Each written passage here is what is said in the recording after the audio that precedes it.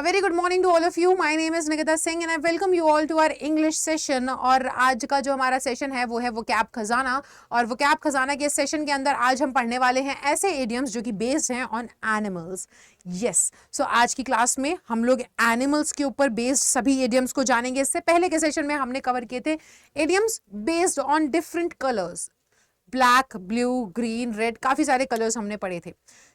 इससे पहले कि अगर आपने कोई सेशन को मिस किया है तो सेशन को ज़रूर जा करके देख लीजिएगा। एंड आई होप ये सेशंस आपके लिए काफ़ी फ्रूटफुल होंगे। और अगर कोई स्टूडेंट इस चैनल पर नया है तो इस चैनल को सब्सक्राइब करना मत भूलिएगा। और साथ ही साथ जो ये हमारे सेशंस हैं वो डेली बेसिस पर होते हैं सुबह 6 बजे। और इन सेशंस के अंदर आपको वैरायटी देखने को मिलेगी, आपको वोकैबुलरी भी देखने को मिलेगी, साथ ही साथ तो आप लोगों को यहाँ पर डेली बेसिक इंग्लिश ग्रामर भी देखने को मिलेगी जो कि हेल्प करेगी आपको आपकी इंग्लिश को इंप्रूव करने में within 10 to 15 minutes, not more than that.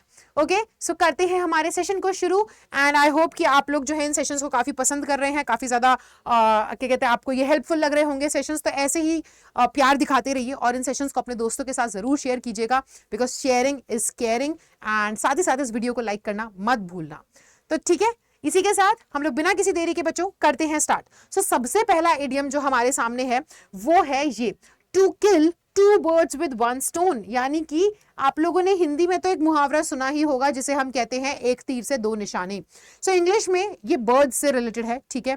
तो आज का जो हमारा पहला इडियम है वो यही है कि to kill two birds with one stone. यानी कि आप अगर इसको खुद ही देखो, क्रैक कर सको, तो आप समझ पाओगे कि एक ही पत्थर मार करके आपने दो चिड़ियों को मार दिया। बेसिकली एक ही प्रयास से दो चीजें अचीव हो जाएं लाइफ में, यानी कि आपके दो उद्देश्य पूरे हो जाएं, आपके दो काम हो जाए। एक ही बार मेहनत लगाने पड़ी और दो काम हो गए, दो चीजों से रिजल्ट मिल गया, तो हम तब क्या बोलते हैं, तब हम इस मुहावरे का इस्तेमाल करते हैं, to kill two birds with one stone, कि एक निशाना लगाया और दो चीजें, दो कार्य पूर्ण हो गए। देखिए, to kill two birds with one stone means to accomplish two task, यानी कि दो कार्य आपने पूरे कर लिए, है ना। और क्या हुआ, और ऑब्जेक्टिव्स एट वंस, यानी कि एक ही बार में आपने दो कार्य कर लिए, एक ही प्रयास से आपके दो चीजें पूरी हो गई, दो टास्क पूरे हो गए, दो गोल्स पूरे हो गए। एग्जाम्पल देख लेते हैं और अच्छे से क्लैरिटी मिलेगी। देखिए, I wanted to try out the new restaurant and I haven't seen Amit in ages. अब हुआ क्या, अब आपके पास दो टास्क थे। एक तो ना आपके गली में पास में ही आपको ऐसे सुनने को मिला कि एक बहुत ही बढ़िया सा एक चाइनीज रेस्टोरेंट खुला है, वहां पे बहुत ही बढ़िया मोमोज मिलते हैं। और दिल्ली वाले और जो दिल्ली एनसीआर के लोग होते हैं और बाकी भी आजकल तो पूरे भारतवर्ष में फैल गया कि मोमोज तो हर किसी को पसंद ही आने लग गए हैं। तो अगर आपको ऐसे सुनने में आया कि अरे यार, आपकी गली के घर में ही बाजू में कहीं पर ऐसे मोमोज का नया एक दुकान खुली है, एक रेस्टोरेंट खुला है, तो आपका मन कर रहा है जाने का कि यार मेरा ना मन है मैं उस रेस्टोरेंट पे जाकर के एक बार कभी ऐसे मोमोज वगैरह खा करके आऊं। वहीं पर आपका दोस्त है अमित, उससे भी मिले हुए कई टाइम हो गया है, तो आप ये दोनों कार्य करना चाह रहे हो। तो आपने सोचा कि क्यों ना उस अमित को मिलने के लिए बुला लिया जाए और उसके साथ वहीं पे चला जाऊंगा। तो एक ही तीर से दो निशाने हो गए कि नहीं हो गए, कि आपने बस आपके दोनों कार्य एक ही बार में पूरे हो गए, कि आपको रेस्टोरेंट में भी जाना था और अमित से भी मिलना था। तो दोनों चीजें अलग अलग करने की जगह आपका एक बार प्रयास लगा, है ना, आप रेस्टोरेंट में जाकर के बैठे, आपने अमित को वहीं बुला लिया मिलने के लिए कि भाई तुझसे मिले भी बड़ा टाइम हो गया था। तो इसी को कहते हैं एक तीर से दो निशाने, यानी कि to kill two birds with one stone. ठीक है, तो यहां पे देखिए, अब पूरा सेंटेंस यही है, I wanted to try out the new restaurant and I haven't seen Amit in ages. In ages as in कि आपने काफी सदियों से उसे नहीं देखा है, काफी टाइम से नहीं देखा है। So I have booked a table for both of us. इसलिए उस नए रेस्टोरेंट में आपने एक टेबल बुक कर लिया दोनों ही लोगों के लिए, और इस वजह से क्या हो जाएगा, तो इस तरीके से दो, एक तीर से दो निशाने, यानी कि to kill two birds with one stone. I hope ये आपको क्लियर होगा इडियम। इसी के साथ हम दूसरे इडियम पर आते हैं, और जो दूसरा इडियम है हमारा वो ये है, to chicken out. What does this basically means, to chicken out, इसका मतलब क्या होता है। देखो, चिकन आउट, अब चिकन आउट का मतलब ना, ये आपने बहुत सारी किसी मूवीज में भी देखा होगा, काफी ट्रेंडी है ये इडियम, काफी ज्यादा यूज होता है। और इसका इस्तेमाल तब किया जाता है जब ना आप लास्ट मिनट पे बैकआउट कर जाओ। बैकआउट समझ रहे हो, किसी चीज से पीछे हट जाना। कोई आपने कमिटमेंट दे दिया था या आपने कह दिया था कि मैं ऐसा कर दूंगा, ठीक है, लेकिन लास्ट मिनट पे आप एकदम से पीछे हट जाओ कि नहीं यार मेरे बस की नहीं है, ये तो मैं नहीं कर पाऊंगा, तब हम इस इडियम का इस्तेमाल करते हैं, टू चिकन आउट। एक बार इसको पढ़ लेते हैं, तब मैं आपको फिर और अच्छे से समझाती हूँ। देखिए, to chicken out of something, यानी कि किसी चीज से अगर आप चिकन आउट कर रहे हो, है ना, to chicken out out of something, किसी चीज से अगर आप पीछे हट रहे हो, चिकन आउट कर रहे हो किसी चीज से, इसका मतलब ये है कि आप बैक आउट कर रहे हो बिकॉज ऑफ फीलिंग स्कैर्ड और वरिड। या तो आपको डर लग रहा है या आपको घबराहट हो रही है, मतलब आपको ना अच्छा नहीं लग रहा है, तो इस वजह से आप पीछे हट जा रहे हो। फॉर एग्जाम्पल अगर मैं बहुत ही बेसिक से एग्जाम्पल दूं कि आपके दोस्तों ने बोला, आप लोग गए हुए हो किसी अम्यूजमेंट पार्क में झूले झूलने के लिए, और आपके दोस्तों ने बोला कि भाई इस बड़े वाले झूले पे चलेंगे। कई लोगों के साथ डर होता है, उनको हाइट का फोबिया होता है, सो वो क्या बोलते हैं कि नहीं नहीं यार मेरे को इससे डर लगता है ना, डर लगता है मैं नहीं कर पाऊंगा, और आपके दोस्तों ने आपको जबरदस्ती मना लिया कि चल ना कुछ नहीं होगा, अरे मजे आएंगे भाई तू चल तो सही, हम है ना तेरे साथ, डर गया क्या। ऐसी कुछ चीजें होती है ना, भाई नहीं है तू मेरा, ऐसे कुछ शब्दों को कह करके, वाक्यों को कह करके हमारे दोस्त हमसे कुछ भी कार्य करवा लेते हैं। तो डरते डरते आपने हाँ तो कर दिया कि चल ठीक है मैं चलूंगा ठीक है चल दूंगा, लेकिन क्या हुआ कि आपको डर तो लग रहा था, घबराहट तो थी ही, लेकिन आखिर में जा करके जब आप वहां पर सीट पे बैठने ही लगे उस झूले की, आपने कहा नहीं यार मेरे से नहीं हो पाएगा भाई, मेरी हालत खराब हो रही है, मैं जा रहा हूं, और आप निकल गए वहां से। सो ये क्या है कि लास्ट मोमेंट पे, है ना, लास्ट मोमेंट पे आपने कोई कार्य जो करने का सोचा था, आप उससे एकदम पीछे हट गए, आपने उसको एकदम मना कर दिया, आप उसको एकदम छोड़ करके आ गए। क्यों? क्योंकि आप शायद घबराए हुए थे या डरे हुए थे, इस कारणवश।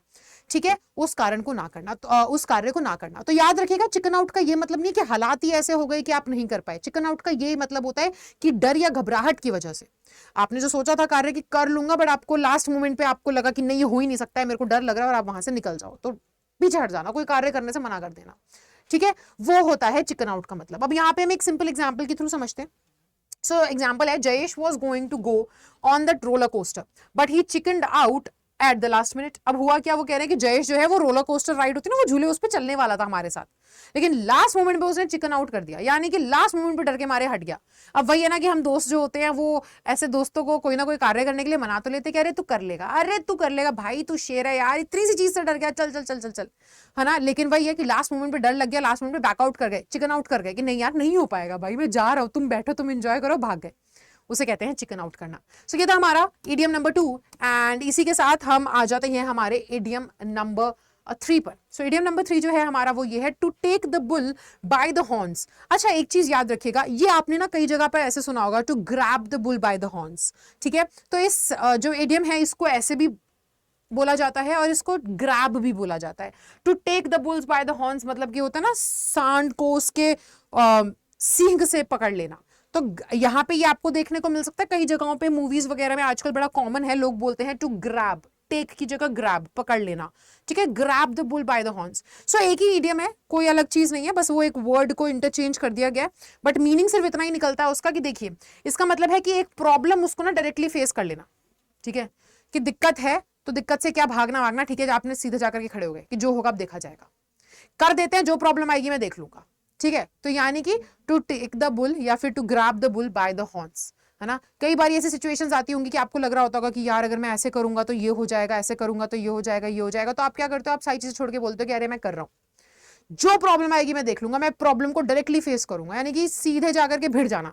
ठीक है, किसी चीज में कोई चीज को कर लेना बिना सोचे हुए अब के प्रॉब्लम्स आएगी तो क्या होगा क्या नहीं, प्रॉब्लम्स का सीधा सामना करना, वो होता है to grab the bulls by the horns. Example से समझते हैं और अच्छे से समझ में आएगा। I hate confrontation but I am so angry that I am going to have to take the bull by the horns and tell her. अब देखिए यहां पर कॉन्फ्रंटेशन का मतलब होता है किसी का आमना सामना करना। ठीक है, किसी ने अगर आपके साथ गलत किया है, आपका दिल दुखाया, तो आप उसके आमने सामने जाकर के मुंह पे बातचीत करना कि भाई तुमने ऐसा क्यों किया। तो यहां पर एक एग्जांपल दिया जा रहा है कि देखो कि वैसे तो मुझे ना आमने सामने ऐसे बात करना पसंद है नहीं लोगों से, कि ऐसा क्यों किया क्यों नहीं किया, मुझे ये सब पसंद नहीं है आमने सामने बात करना, लेकिन मेरे को इतना गुस्सा आ रहा है कि मैं जाकर के अब सीधा बोलने वाला हूं। ठीक है, कि अब मैं जाकर के सीधा बोल दूंगा कि भाई तुमने ऐसा क्यों किया, क्या वजह थी, अब मैं सीधा बात करने वाला हूं। तो I am going to take the bull by its horn, यानी कि ये प्रॉब्लम तो है, आपको कोई चीज प्रॉब्लम तो दे रही है, पर प्रॉब्लम को इग्नोर करने की जगह आप सीधा प्रॉब्लम से फेस करने चले जाओ, सीधा प्रॉब्लम का सामना करने चले जाओ। आपको कोई चीज परेशान कर रही है कि ऐसा उसने क्यों किया क्यों किया क्यों किया, सोचते की जगह आपने सीधा जाकर के पूछ ही लिया कि भाई तूने क्यों किया, प्रॉब्लम तो थी ही, चल ही रही थी, इग्नोर करने की जगह सीधा मुंह पे कन्फ्रंट करा कि वाई। ठीक है, why did you do so. So ये है take the bull by the horns या फिर to grab the bull by the horns, इस इडियम का मीनिंग। सो ये था हमारा इडियम नंबर 3। तो इसी के साथ अब हम आते हैं हमारे इडियम नंबर 4 पर, जो कि है अ डार्क हॉर्स। एक बहुत ही फेमस कैटी पेरी का सॉन्ग भी है डार्क हॉर्स के ऊपर, एंड डार्क हॉर्स जो एक इडियम है। सो इसका बेसिकली मीनिंग क्या होता है, देखिए डार्क हॉर्स का मीनिंग ये होता है कि ना एक ऐसा व्यक्ति, काला घोड़ा एक ऐसा व्यक्ति जो ना लगता नहीं है कि कुछ कर पाएगा और लोगों को उम्मीदें भी नहीं होती उससे, तो लोग ना उसको कभी अपने लिस्ट में मान करके ही नहीं चल रहे होते कि ये कुछ कर भी सकता है, लेकिन वही अगर लड़का आखिर में कोई कुछ कर जाए, कमाल कर जाए। यानी कि देखिए हर क्लास के अंदर, एक छोटा सा एग्जांपल दो तो हर क्लास के अंदर क्या होता है, हर क्लास के अंदर ना एक ऐसे कुछ स्टूडेंट्स होते हैं जिनसे पूरी पूरी उम्मीद होती है एक टीचर को कि ये बच्चे तो टॉप कर देंगे, ये क्लास में पक्का टॉपर है, ये टॉप कर सकता है, इसके अंदर ये खासियत है, ये बच्चा टॉप कर जाएगा। लेकिन क्लास में एक या दो या कुछ ऐसे बच्चे होते हैं जिनसे कोई उम्मीद नहीं होती, जिनका लग रहा होता है कि ये तो गए, इनका कुछ नहीं हो सकता, ये इनसे नहीं हो पाएगा, टॉप वॉप की उम्मीद, पासिंग मार्क्स की उम्मीद भी नहीं, ये इनका तो भविष्य बेकार है। तो उनसे उम्मीद भी नहीं है, उनको छोड़ रखा है और इन बच्चों से उम्मीद है। लेकिन एग्जाम हुआ और परफॉर्मेंस सब बच्चों ने अच्छे से दी, अच्छे से परफॉर्म किया एग्जाम्स में, और उसके बाद जब रिजल्ट आया तो पता चला कि वो बच्चा जिससे उम्मीद नहीं थी वो टॉप मार गया। तो वो क्या हुआ, वो बच्चा हुआ डार्क हॉर्स। एक ऐसी अनबिलीवेबल कोई ऐसी चीज अचीव कर जाना एक ऐसे व्यक्ति के द्वारा जिससे उम्मीद भी नहीं थी कि वो कर सकता है, उसे हम डार्क हॉर्स कहते हैं। एग्जाम्पल और साथ ही साथ डेफिनेशन को भी एक बार रीड करते हैं। So dark horse is somebody who is surprisingly good at something you might not expect them to be. Dark horse एक ऐसा व्यक्ति होता है, उस व्यक्ति को बोला जाता है जो बहुत ही बढ़िया तरीके से एक कार्य में अच्छा होता है जिसकी हमने उम्मीद भी नहीं की थी। यानी कि उस बच्चे से मुझे उम्मीद भी नहीं थी कि वो पढ़ाई भी कर पाता होगा या ढंग से उसका मन भी लगता होगा, क्योंकि वो ज्यादा कुछ बोलता नहीं था, ठीक है। लेकिन जब एग्जाम्स आए तो उसने करके दिखा दिया, तो पता चल गया कि हाँ भाई वो बच्चा पढ़ाई में तेज है, क्लास में बेशक जवाब ना देता हो। सो क्या है कि वो ही वॉज सरप्राइजिंगली गुड, कि मैं शौक गई, मैं चौंक गई, मैं शौक हो गई कि अरे भाई इसने कर दिया, इससे तो उम्मीद ही नहीं थी। तो किसी ऐसे व्यक्ति का कुछ ऐसा कर दिखाना जिससे उस चीज की उम्मीद ही ना की गई हो, कुछ अच्छा, ठीक है, कुछ अच्छा कर दिखाना। सो देखो, this could be used to describe someone. इस जो आपका इडियम है इसका इस्तेमाल तब किया जा सकता है जब आप किसी व्यक्ति का वर्णन कर रहे हो और वो व्यक्ति कैसा है, वो व्यक्ति जो कंपटीशन में ना क्या कर गया, ज्यादा अच्छा परफॉर्म कर गया और आप क्या हो गए, और आप सरप्राइज्ड रह गए। देखिए, this could be used to describe someone in a competition who places much higher than expected, और someone who surprises you with their skills. यानी कि सिंपल सी चीज कि अगर कोई कंपटीशन है तो आप सब लोग क्या है, सब लोग को लग रहा होगा कि अरे भाई अगर हम देखा जाए तो अच्छी अच्छी टीमों में अगर नाम लिया जाए तो न्यूजीलैंड की टीम अच्छी है, ऑस्ट्रेलिया की टीम अच्छी है, इंडिया की टीम अच्छी है ना, ये बढ़िया खेल लेंगे, ऐसे हम सोचते चले गए और पता चले कि इन्हीं पे सबकी नजर थी और किसी ने ना ध्यान नहीं दिया नेपाल की टीम पर, और नेपाल की टीम जो है वो एकदम से फाइनल्स में ट्रॉफी जीत गई। तो वो क्या निकली, वो डार्क हॉर्स निकली कि वो इतना अच्छा परफॉर्म कर गई कि हमने सोचा ही था, हमें उम्मीद नहीं थी, और वो लास्ट में चौका मार गई, ठीक है। तो पता चला कि भाई इसमें भी बहुत काबिलियत है, ठीक है, तो हम हैरान रह गए। सो वो होता है। अब एग्जांपल देखिए, wow Anil you are a dark horse, I didn't know you could bake so well. तो वो क्या बोल रहे कि वाओ अनिल तुम तो एक बहुत ही अच्छे क्या हो, तुम तो एक बहुत ही बढ़िया डार्क हॉर्स हो, हमें तो पता भी नहीं था कि तुम इतना अच्छा खाना पका सकते हो, इतना अच्छा केक पका सकते हो। यानी कि हमें उम्मीद थी बाकी लोगों से कि ये तो कर लेंगे, लेकिन जब एक बार इसके हाथ का खाया तो पता चला कि अरे यार तुमसे तो उम्मीद नहीं थी, तुम तो लगते नहीं हो, है ना, लेकिन तुमने खाना तो बहुत ही अच्छा पकाया। सो वो एक डार्क हॉर्स हुआ। सो ये था हमारा इडियम नंबर 4, एंड इसी के साथ हम आते हैं हमारे इडियम नंबर 5 पर और लास्ट इडियम पर, और ये है द कैट्स पजामाज। बड़ा ही सरप्राइजिंग सा होगा ना, पहली बार सुन रहे होगे आप लोग, द कैट्स पजामाज, पर बहुत ही इंटरेस्टिंग है, ट्रस्ट मी। देखो, इसका ना सिमिलर मीनिंग होता है बीज नीज। बी आपको पता है, मक्खी, मधुमक्खी, तो मधुमक्खी के घुटने तो ये भी एक तरीके का इडियम है। और बीज नीज जो ये इडियम है और द कैट्स पजामाज ये जो इडियम है, इन दोनों ही इडियम का मीनिंग सेम होता है। क्या होता है, इफ समथिंग और someone is the cats pyjamas, अगर हम किसी चीज को या किसी व्यक्ति को कैट्स पजामाज बोलते हैं, इसका मतलब ये है that they are the best, कि वो बेस्ट है। तो अगली बार अगर आप अपने दोस्त को या फिर अपने किसी मतलब भाई बहन बंधु मित्र को अगर ये कहना चाहते हो कि यार यू आर द बेस्ट, तुम बहुत बढ़िया हो, तो इंस्टेड ऑफ सेइंग के bro you are the best, यार तू बहुत बढ़िया है, आप एक बहुत इनोवेटिव वे में कह सकते हो बीज नीज, या आप कह सकते हो द कैट्स पजामाज। सो कोई भी कोई चीज अगर बेस्ट है या कोई व्यक्ति अगर बेस्ट है, अगर आपने कहीं की कोई बहुत ही बढ़िया सी चीज खाई, आपने कहा यार ये तो सबसे बेस्ट है, यहाँ की तो चाय सबसे बेस्ट है, तो बहुत ही प्लेन सा डायलॉग बोलने की जगह कि ये सबसे बढ़िया है अभी तक की, आप सिंपल सा एक सिंपल से सेंटेंस को बहुत इनोवेटिव वे में बोल सकते हो और कह सकते हो द कैट्स पजामाज, ठीक है। For example, my last teacher wasn't very good, मेरी जो पिछली टीचर थी, अब आप सोचिए कि हो सकता है कोई ज्योग्राफी टीचर के बारे में बात कर रहा है कि जो मेरी पिछली ज्योग्राफी टीचर थी वो इतनी अच्छी नहीं थी, लेकिन माय न्यू वन, मेरी जो नई टीचर है, my new one is great, मेरी नई टीचर बढ़िया है, she is the cats pyjamas. तो देखो कितना फन वे है ना एक चीज को बोलने का। एंड ऐसे ही छोटे छोटे तरीके हैं जिससे आप अपनी इंग्लिश को इंप्रूव कर सकते हो, कि अगर आप 4 लोगों के सामने अगर खड़े होकर के अपनी इंग्लिश जो है अगर बोलते हैं, इंग्लिश में बात करते हैं, कॉन्वर्जेशन कैरी करते हैं, तो उस मोमेंट पर सभी नजरें, आंखें और आपके ऊपर होने वाली, और आप बहुत ही ज्यादा अच्छे से वहां पे सभी लोगों को इंप्रेस करने वाले हो। तो आई होप कि आपको ये सेशन बहुत ही अच्छा लगा होगा। एक बार जल्दी से हम लोग क्विकली रिवाइज कर लेते हैं। तो हम लोगों ने स्टार्ट कहाँ से किया था? सो जो सबसे पहला इडियम हम लोगों ने पढ़ा था वो ये था, to kill 2 birds with 1 stone. इसका मतलब होता है एक ही प्रयास से 2 उद्देश्य आपने पूरे कर लिए, आपके 2 कार्य बन गए। तो एक ही बार मेहनत से 2 कार्य बन जाए तब हम क्या बोलते हैं? To kill 2 birds with 1 stone. Hindi में आपने सुना ही होगा, एक तीर से 2 निशाने। अगला जो हमारे पास इडियम था वो ये था, to chicken out. To chicken out का मतलब होता है कि आप ना कोई चीज कर तो ले रहे हो लेकिन आप ना लास्ट मोमेंट पे वहां से बैकआउट कर जाओ, आप पीछे हट जाओ क्योंकि आप डर गए या घबरा गए इस वजह से। थर्ड जो इडियम था वो ये था, टू टेक या फिर to grab the bull by the horns. इसका मतलब है कि जो प्रॉब्लम है, या तो प्रॉब्लम को इग्नोर करता है बंदा, लेकिन हम इस इडियम का इस्तेमाल तब करते हैं जब आपने ठान लिया कि ये प्रॉब्लम है और इस प्रॉब्लम को मैं सामने से देखूंगा, मैं सामने से प्रॉब्लम को फेस करूंगा। तो यानी कि डायरेक्ट प्रॉब्लम को फेस करना, to take the bull by the horns. ठीक है। फोर्थ इडियम जो हमने देखा वो है डार्क हॉर्स, यानी कि एक ऐसा व्यक्ति जिसपे कंपटीशन में बात कर लीजिए, लाइफ में बात कर लीजिए, कोई ऐसा व्यक्ति जिससे ना उस पर्टिकुलर कार्य की उम्मीद नहीं थी, लेकिन बाद में पता चला कि वही व्यक्ति सबसे बेहतर निकला। उसने आपको अपने काम से, अपने कला से, अपने टैलेंट से आपको एकदम से क्या कर दिया? हैरान कर दिया। उसने वो काम कर दिखाया जिससे उसकी उम्मीद ही नहीं थी कि वो इतना अच्छा कर पाएगा। ठीक है। एंड लास्ट जो आज हमने देखा वो ये है, द कैट्स पजामास, यानी कि अगर आप बोलना चाहते हो कोई चीज या कोई व्यक्ति बेस्ट है तो आप कह सकते हो कि they are the cat's pyjamas. ठीक है। सो ये है हमारे आज की सेशन, ये है आज के हमारे इडियम्स जो कि हैं idioms based on animals. So thank you so much guys, ये था आज का हमारा सेशन। मेरा नाम है निकिता सिंह और ये जो क्लासेस हैं ये होती हैं हमारी डेली 6 AM पर।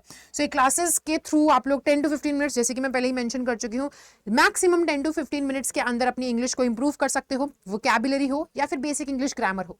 With in 10 to 15 minutes complex से कॉम्प्लेक्स चीजें बहुत ही सॉर्टेड और शॉर्ट तरीके से आपको एक्सप्लेन की जा रही हैं इस चैनल पर। सो इस चैनल पर अगर नए हैं तो सब्सक्राइब करना मत भूलिएगा, and it would mean a lot to me अगर आप इस वीडियो को शेयर करते हैं। ज्यादा से ज्यादा शेयर करिएगा अपने दोस्तों के साथ और कोशिश कीजिएगा कि इन सभी इडियम्स से आप अपनी इंग्लिश को बेटर कर सकें और डे टू डे लाइफ में बोलने की जरूर प्रयास करते रहिएगा।